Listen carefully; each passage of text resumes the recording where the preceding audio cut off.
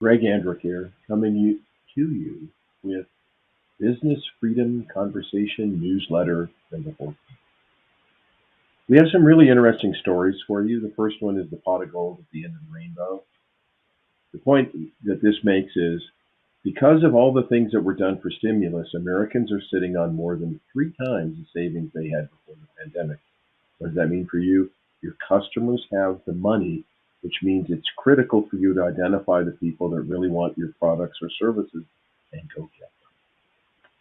The other story that we have on here is we're featuring Janet Yellen, Secretary of the Treasury, and she did an editorial in the Wall Street Journal, and she listed a whole list of items. You can see them in the video, and just gauge whether you agree with what she's saying or not. And the title of her essay in the Wall Street Journal was Biden Has the Economy Back on Track. Then we have another story that I think you'll find really interesting. The title's Take This Job and Shove It. Got an old Johnny Paycheck video that you can see there. But the point is that this labor shortage is going to continue because of the story that starts the newsletter, the pot of gold at the end of the rainbow. Your workers are sitting on more money than they've ever had. And particularly if they're millennium, they have abilities to fall back, parents, whatever.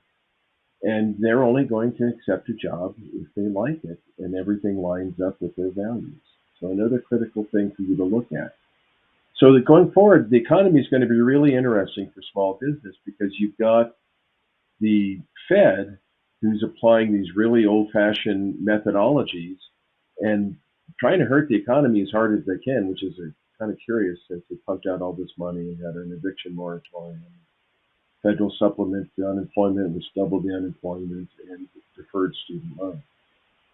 So you're the man in the middle, the small business owner, and you've got to make sense of this. So take a look at these.